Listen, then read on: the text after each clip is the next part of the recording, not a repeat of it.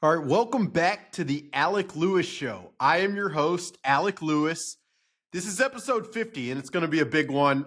Recording this a couple days after the season ended brutally, miserably, extremely poorly. You guys watched it. I was there in person. And all I've done since is think about it, probably just like you guys. I've had buddies texting me nonstop, questions, I think sometimes trying to make them feel better. I think other times trying to make them feel worse. And I am here to give you as much information as I can. We're going to talk about everything. We're going to talk about J.J. McCarthy, Sam Darnold, Brian Flores, the future there, defensive future, free agency, salary cap. So stick with us through the whole thing. This show is presented by First Resource Bank. That is a member FDIC bank in the local area. Some phenomenal people over there. Tim Siegley runs the thing, knows exactly what he is doing, has had an incredible career. His son Aaron works with them, and then they've got other people in that business. Charlie Anderson, an entire staff. Gotten to meet a lot of those folks, and can't thank them enough for the partnership throughout kind of the back half of this season. I know we really enjoyed it. Just hoping it continues and can continue to provide you guys with as much information as possible. They've got branches everywhere. The information for First Resource Bank is down below. Just quickly, before we get into it, over at The Athletic, there's a bunch of stories from last week. I mean, I ended up going to D.C. and spending a day with Kyrie Jackson's family and wrote a story that, I mean, just speaking to you guys, it took a lot out of me, I'd say, in the sense that it was it's just gut-wrenching to spend time with a family that lost their son, who was a connector for the family and a hero. And one of those stories that you do this job, you love the games, you love analyzing it the way we're about to for 30, 40 minutes. But the people are what stick with you, I think, throughout the whole thing. And it's partly, not to segue from that, but it's partly what makes the abrupt nature of this season ending so, it feels like a gut punch. I know obviously for people inside this building, but definitely for me as well, just because you got to watch a group that a lot of people obviously truly, including myself at the beginning, didn't believe in.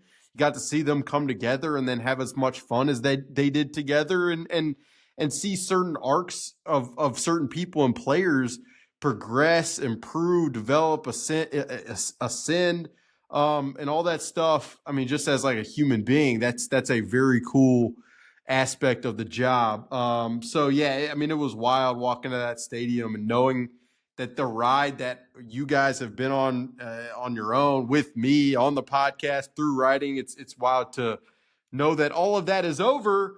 And people often ask me, so what do you do in the off season? Well, the reality is it's as busy, it's as crazy oftentimes because there is a lot to sort through for this team, especially. And I feel like I say it every year. It's a big offseason. It's a big offseason. Last year's a big offseason.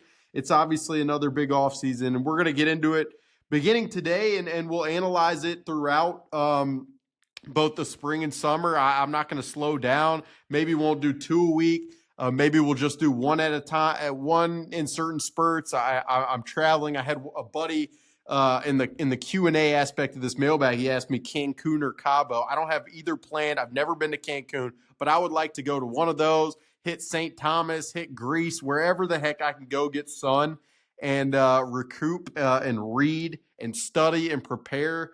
The point was to relax, and I'm already thinking about improvement. That's an issue that we deal with, but no, looking forward to kind of getting away whenever I can do that, but not now. We have questions to answer. We have subjects to discuss, and let's get right into it. I took you guys questions on Twitter. You could follow me at Alec_Lewis. Part of the reason I didn't record until now was to talk to some people inside the building, to watch a lot of the film, and so let's jump right into it. The first question comes from Cody Alexander, a good friend of mine in the business who is a longtime coach and analyzes defense with the best of them. He has actually been on this podcast, and he asked on Twitter, what will this defense look like next year with all of the expiring contracts? So what is he first? All of the expiring contracts. Let me give you guys the list of expiring contracts on the defense. You ready? Harrison Smith, Byron Murphy Jr., Stephon Gilmore, Shaq Griffin, Jerry Tillery, Jonathan Bullard, Jihad Ward, Fabian Moreau, Kamu Grugier-Hill, Pat Jones, and Cam Bynum. That is 1, 2, 3, 4, 5, 6, 7, 8, 9, 10, 11 players. All of them played, some of them more considerable time and roles than others.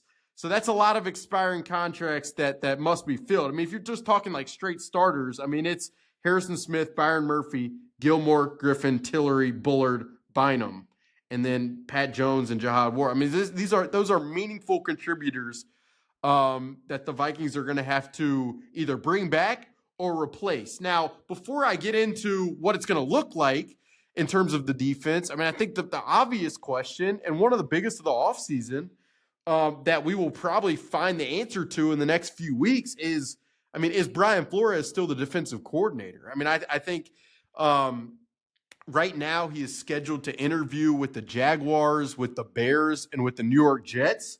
The Raiders, you talk to people inside the industry, a lot of people believe that they're going to have interest with Tom Brady's involvement in that search. I think they prioritize. They're very interested in Ben Johnson. It's what you hear. It's what you've seen publicly. But I've heard it a lot from talking to people behind the scenes. But if it's not Ben Johnson, I do think Brian Flores' name will surface in that conversation. And so, I mean, before you talk about what the defense is going to look like and the players that they target, you got to talk about what the scheme is going to be. Is it going to be Brian Flores building off, what he's done the last 2 years? And just so you guys know, I mean, DVOA is the statistic that accounts for strength of schedule.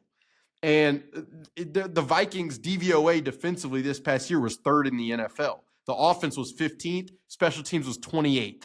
So if you watch the season, you know those numbers add up pretty well. I mean, the defense for a lot of this season kind of carried things. They generated 33 turnovers, which was tied for the league lead. If you take away those extra possessions and the momentum-changing opportunities that so many of those turnovers presented, I mean, I don't know where the season would have gone, and we're not sitting here analyzing this thing with the urgency and the dissection probably that we would have been answering it, because they probably would have gone 8-9 or 9-8 if you don't generate that many turnovers, and if this defense wasn't as good as it is.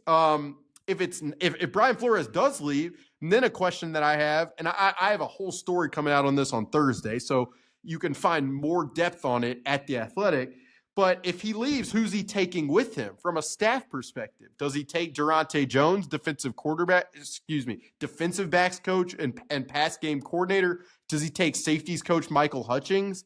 Does he take quality control coach Lance Bennett? That's almost a guarantee because they're best friends and have been forever. But then, I mean, which guys internally become options for the defensive coordinator role? I think the two guys that I would mention, and I've mentioned them before, would be Durante Jones and Mike Saravo. But would Kevin O'Connell want to go that route, or would he prefer to do what he did when he hired Brian Flores in the first place? And that is find a guy who has had success teaching a scheme, play calling on Sundays, and identifying talent that fits into what that coordinator wants to do. And I mean, Durante Jones was a defensive coordinator at LSU in 2021, so he's done it before.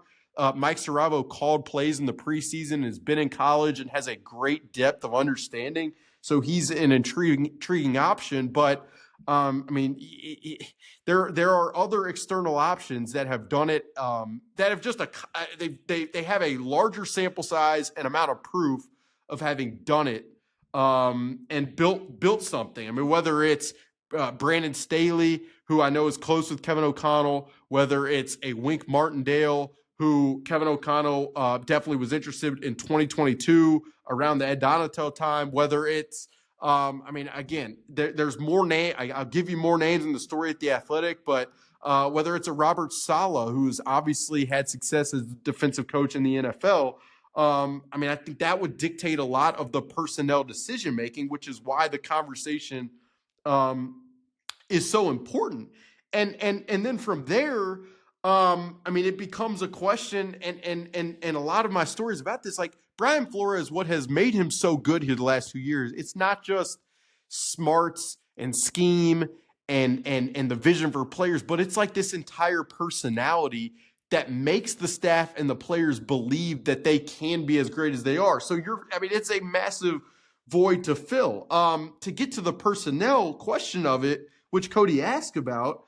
I mean, I really start with Harrison Smith, Byron Murphy Jr., and Cam Bynum. Harrison Smith, obviously, the question is going to be, does he want to do it again? I mean, he's said time and time again the last couple of years that if he feels like he can play at the level that he has played at, it's really, really hard to give it up. I will tell you, though, the emotions that he showed Monday night in Glendale, Arizona, were not emotions that surfaced in 2023 after the Lions lost in Week 18. I don't remember seeing that from him. So, I mean, we'll see. And the coordinator, he's loved playing for Brian Flores. So whoever the next person is would have to intrigue him. He would have to want to have the juice to do it. And those are real questions. Byron Murphy Jr., he is represented by Clutch Sports and has the same agent as Danielle Hunter. And last year, Danielle Hunter, you guys saw what happened. He hit the free agent market,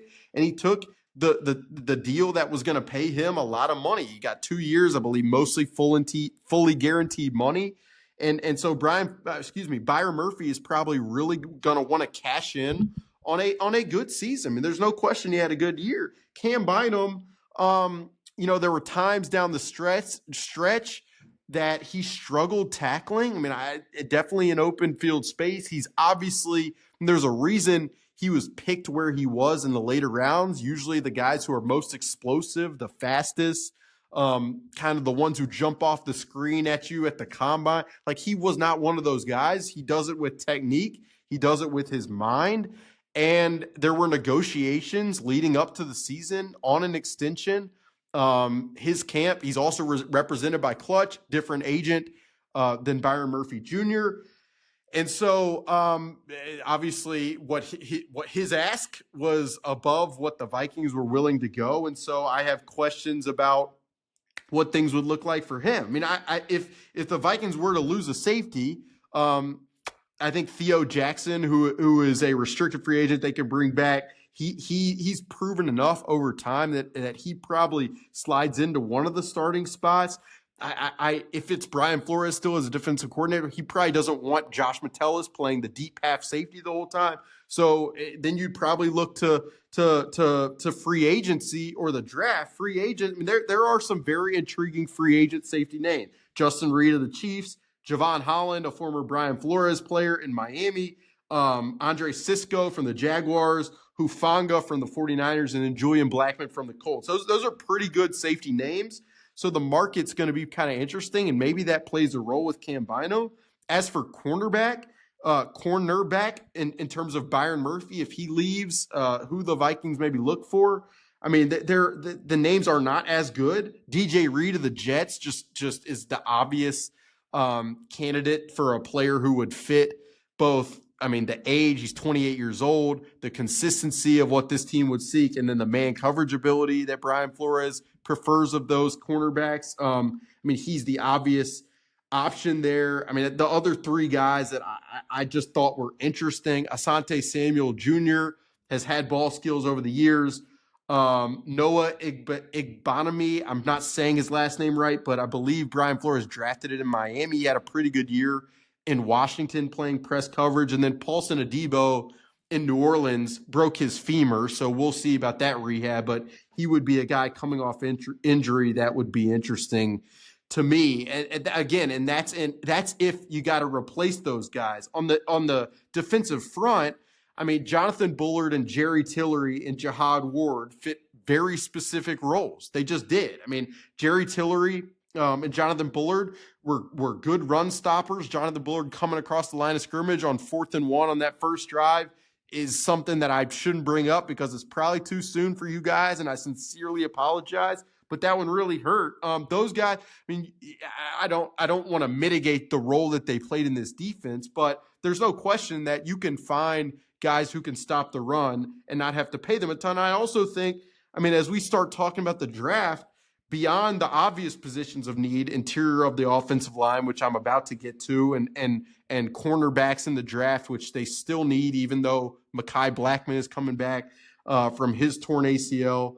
I mean, I really think the interior of the defensive line is very much a need. And I don't know if it's a young, explosive guy like Walter Nolan from Ole Miss. I don't know what it's going to look like. But to me, that is a position in the draft that must be talked about because they need a lot at that spot. I mean, they just need more of an interior push, and they need to not have to like switch their personnel to be able to generate certain. If you can maintain the similar personnel on the field to do a lot of different things, it's just better off against tempo. It's better off in so many regards. And so, I mean, yeah, to me, it all comes back to who's doing the coordinating, what are the types of players that they look for, and how that will shape everything. And the reality is, I mean, part of my worry if Brian Flores were to leave from a Vikings fan standpoint perspective is like this scouting staff and this front office, they have prepared their front office, I mean, their free agency plans, their draft plans, probably in accordance with the type of player that Brian Flores seeks. And while, yes, good players are good players, there's no question he is very specific in what he identifies, and that probably flows to the scouting staff and affects kind of their thought process. And then if you were to bring in a new coordinator who has a very different preference for the type of players that he's looking for, that would alter kind of the evaluations that you've made over the past year or so. So that's just a lot of the stuff I'm thinking about. More of a formulated thought there is in the story that I wrote for Thursday at The Athletic, so go check that out. But I appreciate the question, Cody. It's a good one. Rocco asked about the interior of the offensive line. It's obviously, it's what I wrote for Wednesday, so we're hitting the big subjects here to start out. Rocco asked, what is your level of confidence, 1 through 10, on Kwesi finally overhauling all 3 interior offensive line positions? And which of the 3 do you think is a top priority? You asked 1 through 10. My level of confidence that he overhauls all 3 positions. I mean, my level of confidence, all 3, probably like a 5. In that, I mean, it's possible. Like I want to make very clear, it's definitely possible. What I would say to start out is center Garrett Bradbury is still under contract for the 2025 season. You could cut him and save about $3.5 million in salary cap for this upcoming year. But I would ask the question, and not to say that I'm pushing for Garrett Bradbury to stay, because while I do think he has mobility, and I do think he has the experience from a physicality perspective, I don't need to tell you guys anything about what we see on every given Sunday, but I do wonder how much value there is if the Vikings potentially transition at quarterback to a youngster, to have a guy in Garrett Bradbury who is familiar with the system. Now, the easy argument to that I totally get and may be on board with is like, well, what if you brought in the Colts' Ryan Kelly, who is a veteran, who might be better than Garrett, might add more protection, and could pick up the system quick? I mean, again, I could get on board with that very quickly. But I think, to me, because Garrett's under contract, the most obvious positions are the guard spots. And so, I mean, like I have heard things talking to people internally that there is belief that Walter Rouse, who was drafted as a tackle out of Oklahoma in the 5th round, like could transition and be a solid guard. But to me, like, belief is not going to do anything for me at this point at these positions. It's just not. It's like there have to be, this has to be fixed. There have to be changes made. You can't kicking the can down the road in terms of, well, this needs to happen. And I've written about this, but part of the reason they did not reshape the interior of the offensive line last offseason was because you're picking. Would you rather reshape the offensive line with the salary cap space you have, or the defense? They chose the defense for understandable reasons. They believed that Christian Darrisaw and Brian O'Neill would cover for some of the interior. And ultimately, Christian Darrisaw's injury really hurt. Brian O'Neill obviously did not play well against the Rams, and that hurt. And obviously, Sam Darnold preferred holding the ball throughout a lot of the season, not just Monday night. And so it looks terrible that you didn't revamp the interior of the offensive line. But these guys, I mean, elite guards cost a lot of money on the market right now. Trey Smith of the Chiefs, that's the name everyone's going to toss out, and it should be. He's a great right guard. He is a young player. He's been very consistent and durable, and that stuff, those are all boxes that general manager Kwesi Adofo-Mensah has checked over time for the free agents that he's signed here. So that's why I mention them. That's why I think they're relevant. But Trey Smith is going to be very sought after by a lot of teams, and he's probably going to reset the market at guard or come close to it, and that's $21 million. So not only do you have to recruit him to make him want to come to this place over others that are probably going to be willing to pay him, you probably have to go above and beyond in paying. And again, at this point, that might be what you just have to do, considering how poor this thing has gone over the years. I mean, I ran through in my story from Wednesday the guard names and the history of this team over the last 8 years, and I don't even know half these guys' names, and I don't mean to throw strays at the Pat Elflines and the I don't even know some of the names I was pulling, Mike Rimmers and something. I was like, I feel for you guys, I really do, but no, to me, it's the guard spots that are most obvious. To get back to your question, Rocco, and maybe it's left guard. Maybe it's Mekhi Becton who played solidly this year in Philadelphia. Now, did he play solidly in Philadelphia because their offensive line coach is one of the best in the game?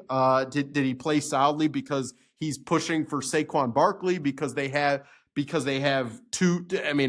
quarterback who could run, which helps their run game? There are so many data points to this stuff, which makes evaluating guys difficult. Maybe the left guard option, maybe it's Tevin Jenkins of the Bears. He's like their one saving grace on their front, has been solid. He's still under 30. So that's kind of the way I've looked at it and the way I would suggest you guys, as you're thinking about putting this roster together. What the Vikings have proven over Kwesi Adofo-Mensah's time here as the general manager is that they seek players of a certain age that have a potential trajectory, and based upon how much development might still exist for them. So, I also think the draft's going to be an option, and it should be. But the reality is, the Vikings they're probably only going to have 4 picks, whether it's the first round pick, the third round comp, and then the 2 fifths. That's where you got to start talking about. Do you trade back out of the first to generate a 2 seconds or something like that? I know people roll their eyes at trading back, but the reality is this team needs depth. It needs a lot of depth. It needs cornerbacks. It needs interior offensive line. It needs interior defensive line. It needs running back, which we'll get to right in a second. Another really good segue, which I'm proud of, very much so. But I'd be shocked if you get through this without taking another dart at this draft, without taking another dart on the interior of the offensive line. They've taken, I'm maybe not giving them enough credit, but they've thrown 2 darts at the interior of the offensive line in Kwesi Adofo-Mensah's 3 years here. One was Ed Ingram, who might get cut this offseason, which will save the Vikings $3 million. And then Michael Juergens late this past draft, who I know he was active on game day a lot of times, but he was bench pressed in the preseason. So, it's like you look at the Lions, and it's not totally fair to compare, but you just look at their offensive line. 4 of those guys are first round picks. There is a reason oftentimes that you build through the trenches in the first round, and you better hit in doing that. But there's a reason, because those are the most athletic guys, which means they can both push you vertically and move you laterally and move themselves laterally. And so, that's where this team has to get to. And truly, you look at, and I'm going to get to this in the run game, but you look at the teams that win in the playoffs, and it is build through the trenches. It is good offensive line. And so, it's a shame that they have as much work to do in this area, but that's just the reality. And until they are able to make that work, it's hard for me to, someone asked, and I'm not going to answer the question specifically, but it's when is the championship window open? But for me, how often, I'm a young guy, and you guys, some of you guys are probably older than I am, and you've watched, and trenches win. They just win. They give you a chance. Sometimes those guys get hurt. That's what happens, but they win football games. And so, for me, until these trenches rise, until the trenches rise to the level of competing with the other great ones across the NFL. And until there is a commitment to ensuring that is the standard every single year, I mean, it's really hard to think about it being extremely close. As tough as that is to say, to me, it's just the reality. All right, next question comes from, let's see, I got his name here, Bachman, I don't know. He asks, or he says, KOC is great, but he has a bit of nerve to him where he runs his offense even when the other team has it schemed up. Could you see him bringing in a coach advisor to help develop a run screen game and when to switch to that? I mean, I have a lot to say about this, but the first is I'm just going to make this a question about the run game, okay? Because I have a lot of thoughts on it, and I just want to let them loose for you guys right here. So I'm going to give you some stats over the last 3 years, okay, about the run game. 2022, the run game yards per carry, 4.1. 2023, run game yards per carry, 4.0. 2024 yards per carry, 4.1. It's all pretty much the same. For 3 years, you've had different backs.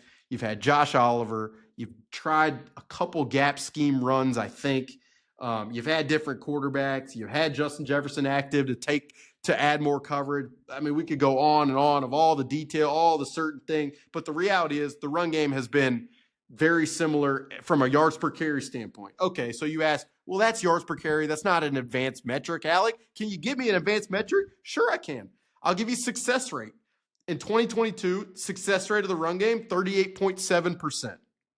2023, success rate of the run game, 38.5%.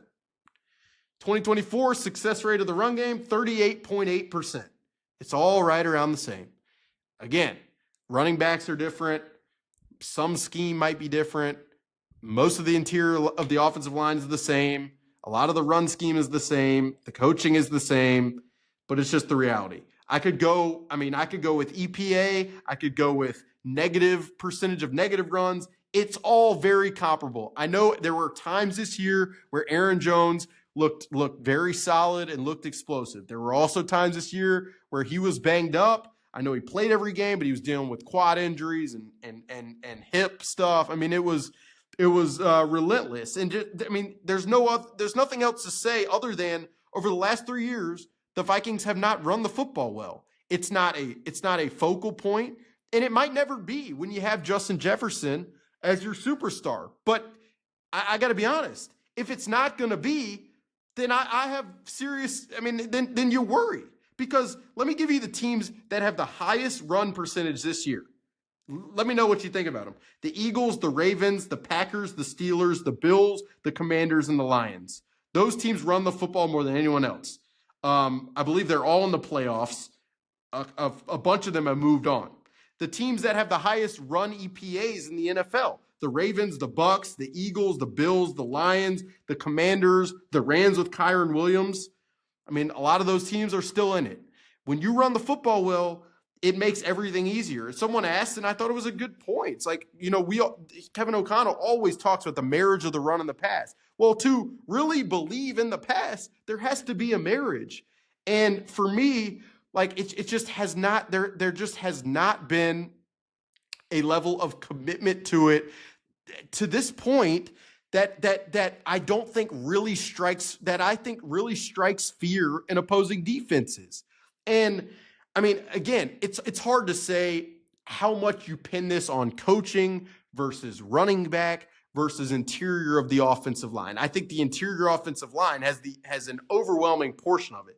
But I mean, it's funny because I was talking with the coach about this earlier today, and it's like, well, do they not, from a coaching perspective, is the scheme basic and not incredibly creative because of the personnel they have or because of the coaching? And I mean, it's a great question. It's a chicken or the egg thing. Like, is it not creative because Blake Brandel and Dalton Reisner couldn't pull? Is it not creative because it adds more motions and more verbiage to a play call that Sam Darnold can't handle? Is it not creative because Sam Darnold's not getting into the right plays at certain times? Is it not creative because the running back prefers certain schemes? I mean, again, like it over and over, we can talk through certain aspects of it that kind of sound like excuses. And ultimately, I mean, yes, the Vikings are better running the football when CJ Ham's on the field. I mean, much better, but he's only been on the field 15% of the time. To me, like the point here on the run game is and this is my opinion, and I mean, like in my job, you're supposed to be objective, you ask questions, all this stuff, but I feel comfortable saying this after 3 years of watching it and talking to people and seeing it play out. I mean, until there is a hardcore commitment to the run game, and that is thought behind it, that is staffers who are very well versed in it, that is game day designs for it, that is sticking to it on game day, that is a passion for it.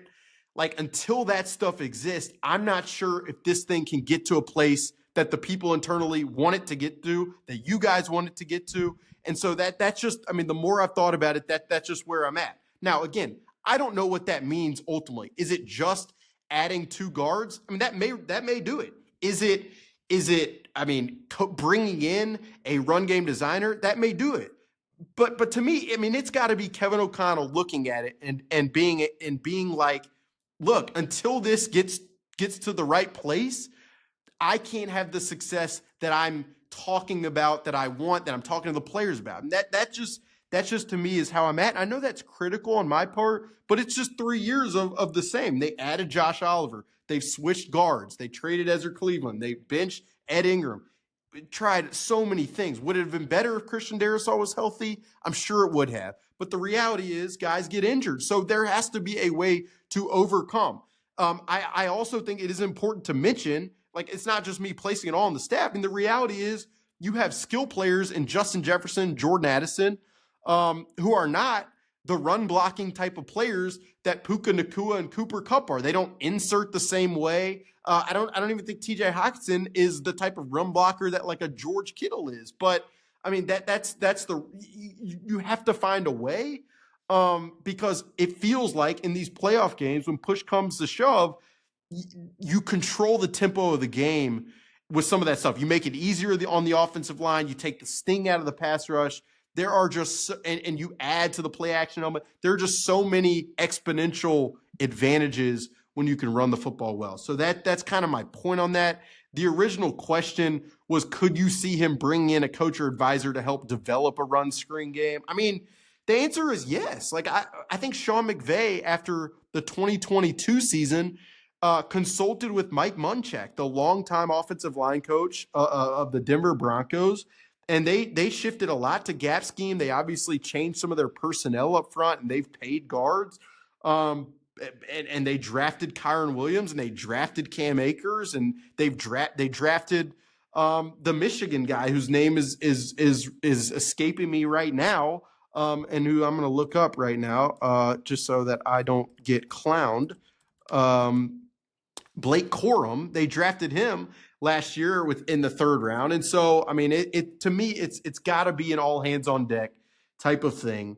And the fact that we're talking about it again is a little frustrating because I remember after the first year sitting at the combine in Indianapolis at a round table in this ballroom with Kevin O'Connell and the other beat writers and the PR staff. And I remember him that day. It was like, we got to get the run game figured out. And that was the end of 2022. Here we are at the end of 2024, and I'm saying the same thing. That's kind of frustrating. Trevor Laxon is the next question. Let's see what he's got. Trevor Laxon asks, let's see if I can find it. I've got all these questions sorted through. It's a good question, trust me. He asked, what players that are still which players who are still under contract can restructure their current contract to create even more salary cap room for this team? Great question. So right now, just so you guys know, the Vikings are projected to have $70 million in cap space. Really, when you factor in what they're going to have to pay the draftees and just other ancillary, like bringing back restriction free agents, it's probably more like 60 million. But I mean, you could do a lot of restructures. You could restructure Brian, and what does restructure mean for you guys who don't know? Let me explain it. It's where you push money back, you move it to the future, you decide to pay. So sometimes it makes sense to do it with the certain player and where they're at in their career and how they're performing, all this stuff. Other times it doesn't. But you could do it with like Brian O'Neill, Jonathan Grenard, Hawkinson, Van Ginkel, Harrison Phillips, Josh Oliver. You could probably create like 40 more million. That's not going to happen. That's just like in the fairy tale over the cap world. But I think there are some ways to create some more space that will probably occur. I already mentioned one of them. You cut a player like Ed Ingram, you save $3.3 million on the cap. You could extend to Josh Metellus and lower his cap from like $7.5 million, probably down to 4 or 3 or something like that. Josh Oliver, we'll see about an extension for him maybe. I mean, he's 27. They like him internally. He does a lot of work and physical work on the line of scrimmage. So a lot of ways to create some more space if that's the route they want to go. Nick Miller, who's a reader and listens to everything, I always appreciate his conversation back and forth with some of the stuff we do. But Nick asked, so looking back now, the lasting impact of the 2017 season was a misguided signing of Kirk. What's going to be the fallout of the 2024 season 5 years from now? I guess the fallout is probably a different question than like, what would we look back on and think was misguided? And I came up with 2 things. I mean, I think one is the hope would be that this team does not overpay in free agency for players that don't fit the priorities that this front office has kept very tight. And what I mean by that is like overpaying for a previously injured guard who's 31 years old just because you got to fix it right now. To me, if that hamstrings you in the future, that would be tough. I mean, I also think like this roster, this is a third thing that I didn't think of. This roster has to get younger. So just bringing back everybody just because it was success to me, I mean, there are certain guys, of course, makes sense to bring back. I think a lot about the locker room chemistry. That is important. If you lose certain guys, just know that really affects just the way the vibe is and the culture that they built. So that's important. But the roster just got to get younger. And the other thing is, and this is me speaking very forwardly to the listeners, but I mean, I think it's very important and incumbent upon ownership not to see what happened this year and give influence to places that would alter the dynamics of the decision-making process. And that's very in the weeds stuff. But I guess the point that I'm trying to make is, I mean, it always in these organizations, even the most collaborative ones and the most well-run organizations, I mean, everyone has opinion. There's a lot of ego. There's a lot of people who want to make the ultimate decision. I think you got to get to a place where the process is trusted by all aspects and where people in different roles have those roles for a reason. The head coach, I mean, his job is short-term, is winning right now. The GM is thinking long-term, big picture.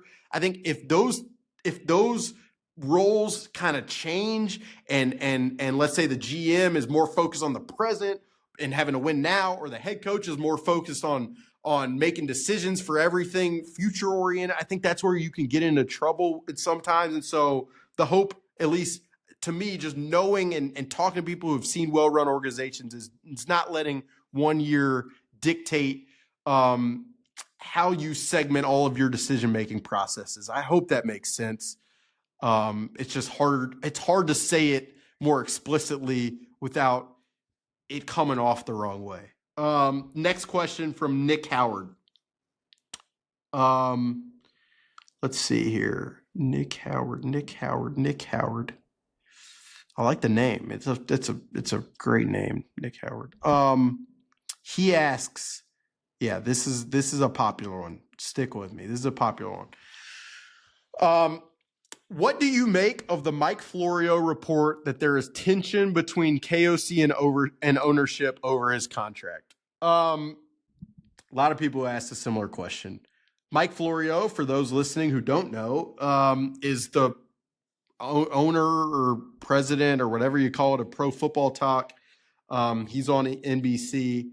I have to be careful here with my thoughts because I have a lot of them.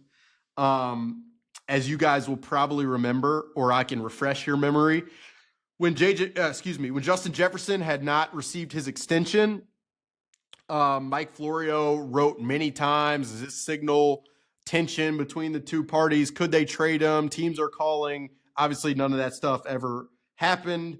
In the aftermath, it was pretty clear that both Justin Jefferson's side and the Vikings were not speaking to anyone, so I don't know where that information was coming from. I will also say this because it's a passion of mine. The media environment right now is pretty clear. The more clicks you generate, the more ads you get, the more ads you get, the more dollars you make, the more dollars you make, the more your brain thinks that you need more clicks because that means more dollars. The bigger platform you have, the easier it is to disperse information. It's harder in this day and age than ever to know what information is real, where it's coming from, what's credible, is it not? And the cycle can, and that reality can affect everything else. It can affect the entire media ecosystem. It can affect the literacy of everyone involved. It can affect what people believe and what they don't believe. And that's very unfortunate. What I would say is this.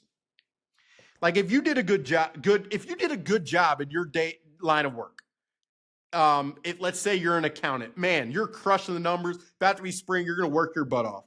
And you think you're doing a good job and you see others around you getting raises and somehow, and they've done similar things to you. Like if they see if Mike McDaniel is a coach and he's getting an extension and you're not, I mean, like, what would you think? I mean, we all would probably tell ourselves, yeah, I'll just keep working hard. But like, if you know that you're not being, that others are being compensated for the work they're doing into the future and you're not, I'm not going to I mean, we're human beings. That's the reality. Tension to me I was in Glendale on Monday night and I watched Kevin O'Connell go down the field and he does what he does before every game. He hugs his family, his wife, his son was there. He took a picture with them. His dad was there. And then he goes and shakes hands with every owner and he talks with them. He chats with them. He chats with their wives. He chats with their kids. It's not as if there is this, I've said this publicly before, but there was supposed to be a conversation between Kevin O'Connell's agent and ownership a few weeks ago. It didn't happen, but I don't think that's a byproduct of tension. Sounds like there was some other factors playing a role in that.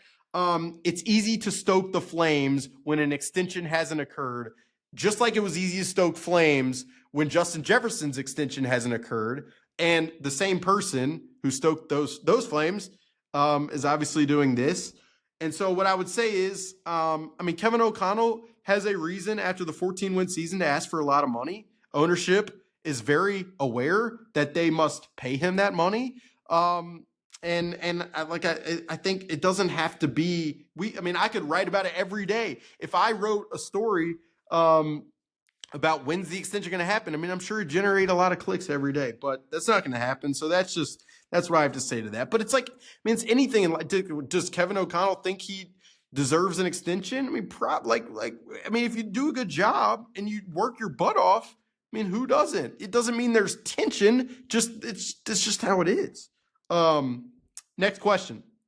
Devil's Advocate is a person on Twitter and asked me, what is your assessment of Dallas Turner's trajectory following the rookie season? Well, Dallas Turner is 21 years old.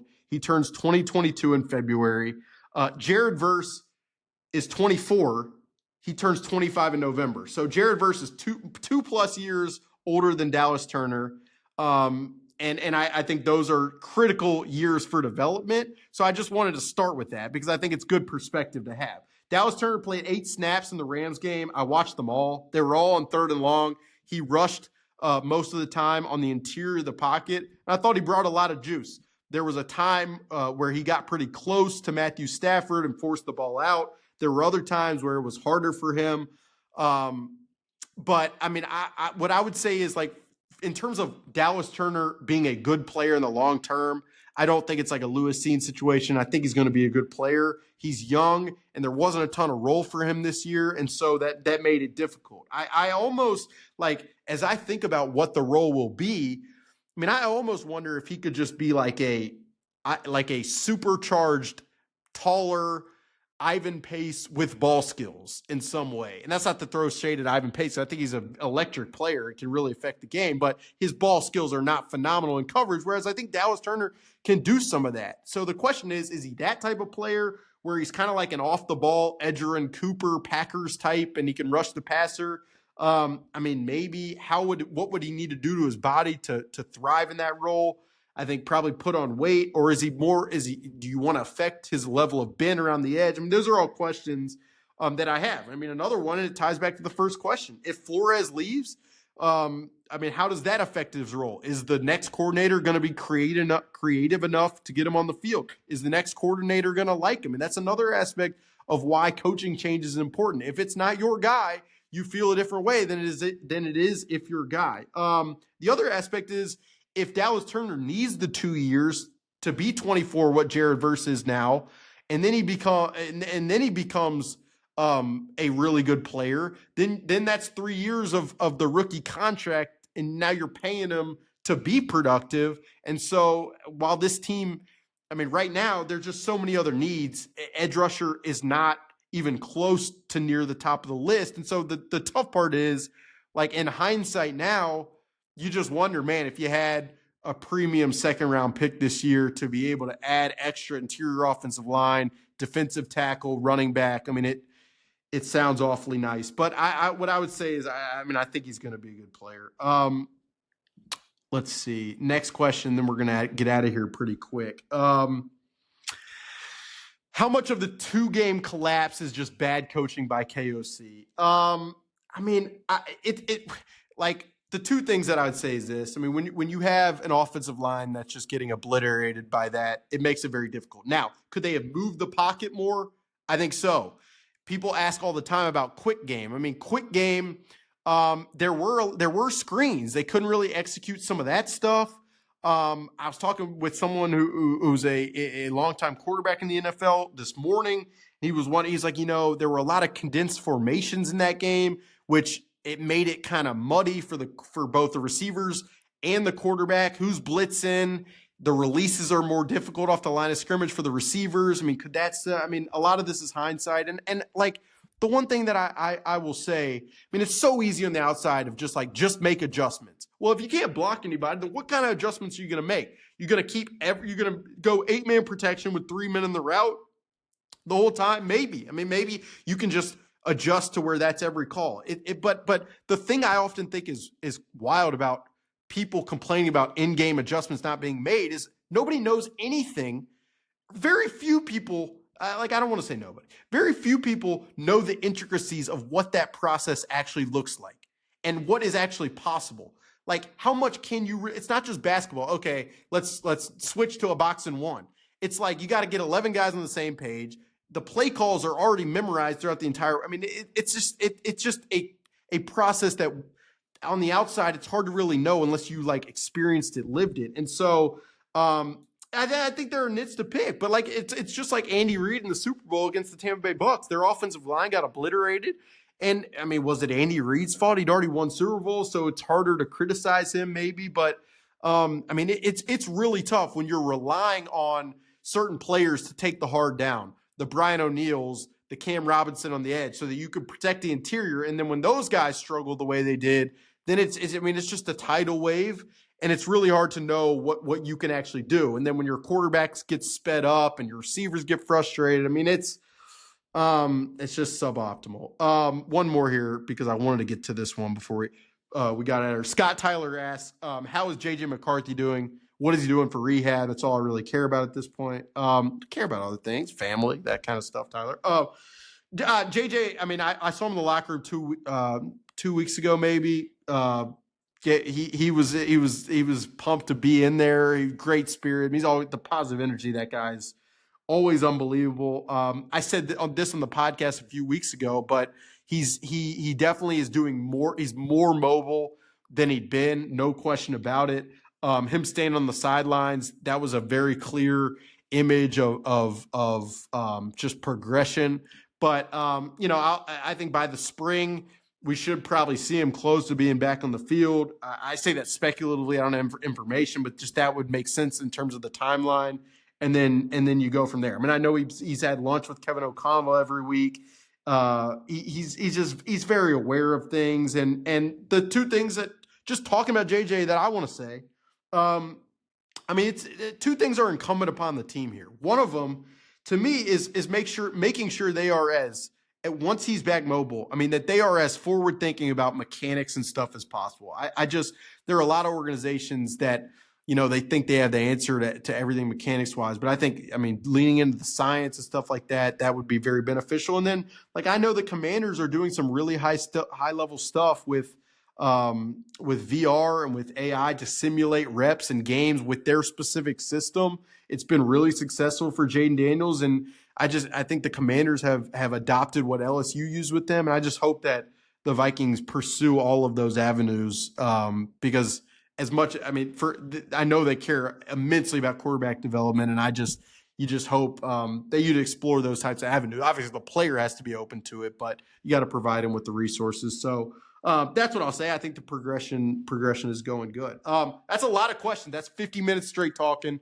I really enjoyed it. I hope it was fair on all sides. I mean, that's the hope with all this. And it's not overly critical. It's nothing as any personal feel to it. It's tough because I mean, if the team goes 9-8 and never gets to that stage, then how do we analyze it at that point? It raises a lot of questions like that.